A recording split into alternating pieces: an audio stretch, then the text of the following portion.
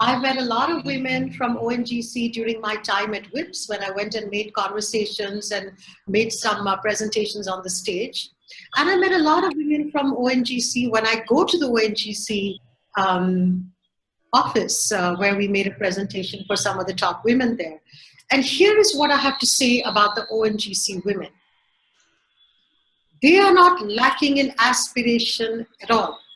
One of the main things I see in the women from ONGC, and I have got 6,000 women across 250 companies, and I'm saying you don't lack any aspiration at all.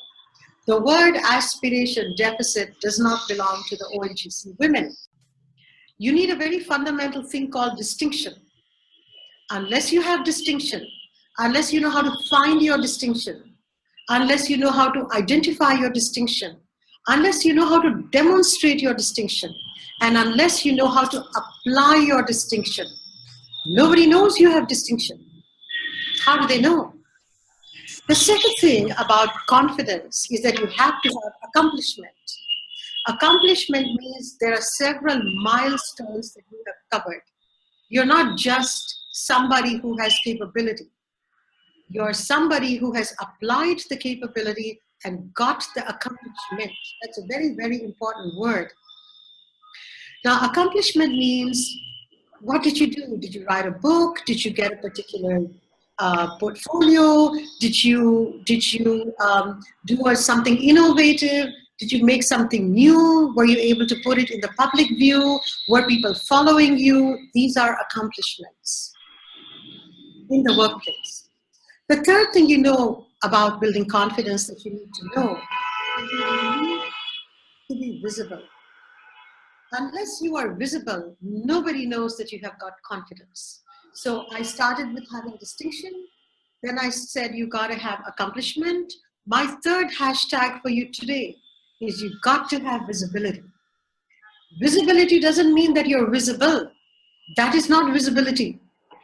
Visibility simply means, do people know what do you stand for? Do people know what do you have to say? Do people know what you have to give? Are you visible? Are you visible about where you want to go? Are you visible about what you can contribute? Are you visible about what you did or where you want to go? That's called visibility. The fourth thing is, are you messaging your visibility? It's not enough to have the visibility, but what is your message? What is your brand? What are you branding? Who are you? How do you brand yourself?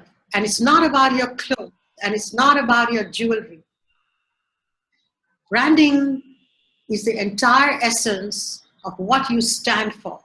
To build confidence, you need to have, and you can write down these words because that's what we tell our 720 will mentees.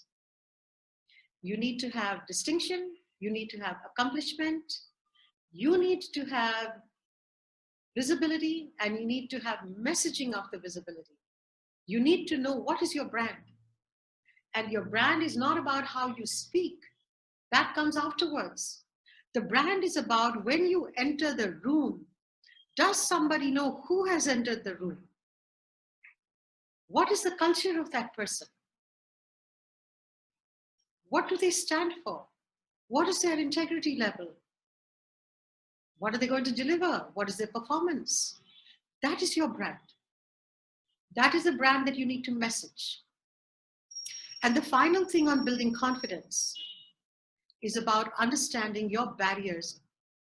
That's not the first thing, it's the last thing.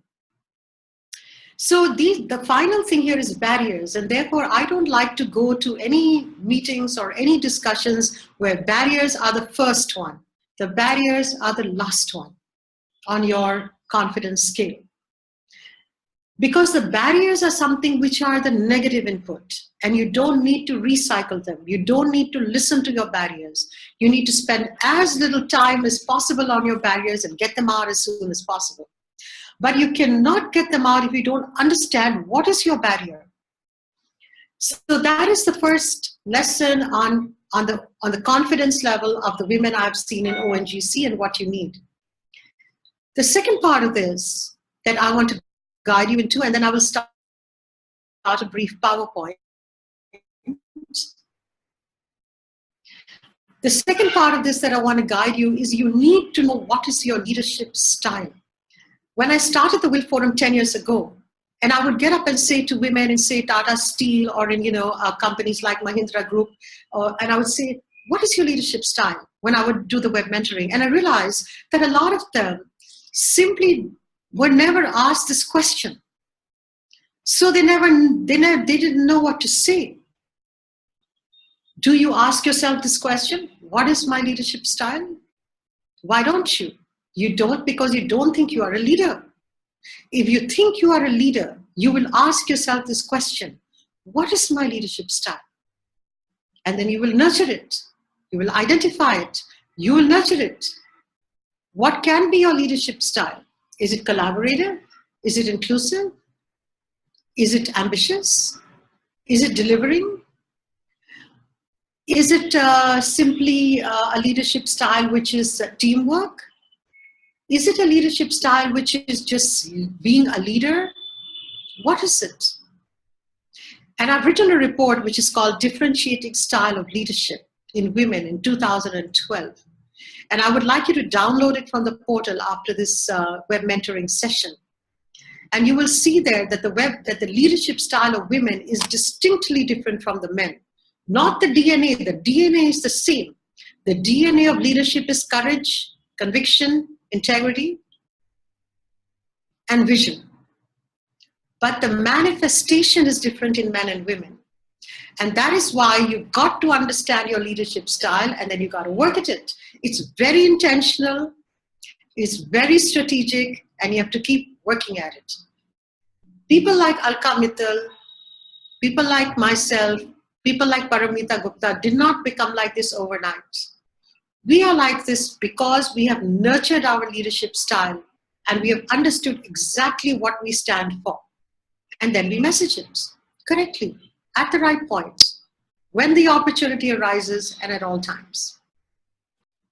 I want to introduce you to Paramita Gupta, who I met just about a couple of months ago. She's absolutely outstanding. Paramita is one of the finest people I have met. And although I met her only once, I just simply had to listen to her speech and her presentation. And I know exactly where she's coming from. Paramita, all yours. Sangeeta, please coordinate. Hi, Poonam, thank you for your kind words and amazing introduction. Hello, everyone. Hope you're having a great day. We've certainly had a great start with Poonam sharing her vision and her belief around executive presence.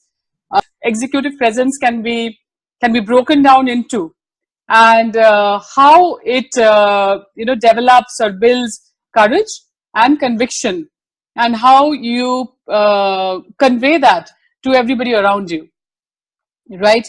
So to my mind, the three main pillars are really gravitas, gravitas, communication, and to a certain extent appearance, right? It's part of your brand. Like Poonam said, it's not about the sari or the jewelry you're wearing, but appearance is important as well. So gravitas, right? When I typically ask about what is gravitas, what does gravitas mean to you, I get several answers, right? People say it's force, it's competence, it's about, whether you're an intellectual heavyweight, right? Whether you're compelling, whether you have impact, right? It's all of those. I think it's all of those. It's essentially, gravitas is abstract, right? I mean, it's kind of difficult to understand, but it's also simple. I mean, the minute you see a person with gravitas, you know the person has it. So how would I attempt to define gravitas and make it understandable for everyone, right? Gravitas in a leader, right, in my mind, is the confidence, poise, and grace under fire, right? You are in a difficult position. You have been pushed off the deep end. You are facing a client, and the client is asking you questions which you need not necessarily have answers to, or you are having a difficult conversation with an employee or your boss, or you're in a town hall and you're, you're facing a barrage of questions. How graceful are you under fire?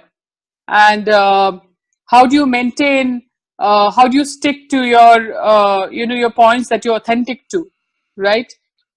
It is also, gravitas really comes when you you know your subject, right? Whatever it is, what it is that you're talking in the town hall, what it is that you're presenting to the client, what is it that you're known for. And I want to ask Alka Mittal now, who has, been one of the most, she's like, I call her like a rock of Gibraltar kind of thing. It is extremely difficult to move up in the public sector.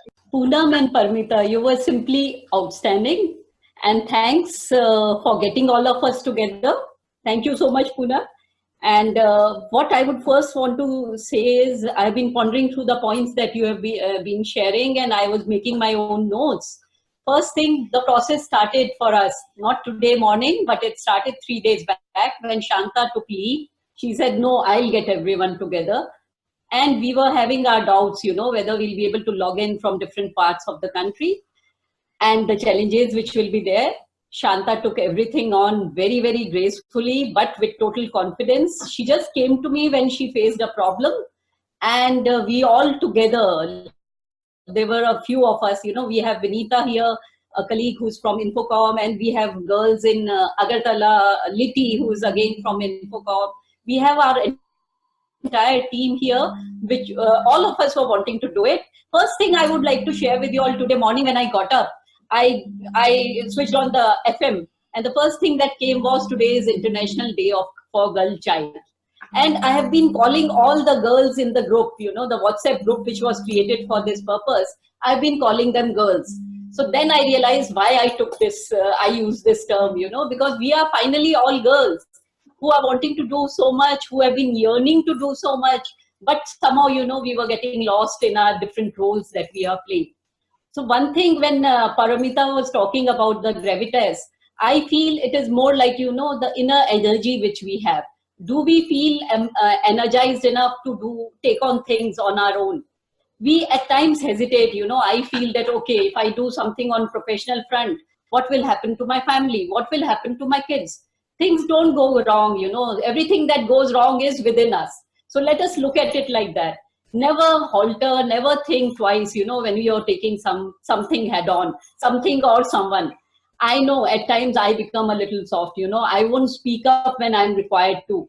But this is the time when we have to challenge ourselves and say that, okay, we will speak when we are required to. And we will all be together, understanding each other, why we took a particular decision. I remember when I joined long time back, over 3 decades back, a colleague of mine, a girl who joined with me, she said, Alka is too ambitious.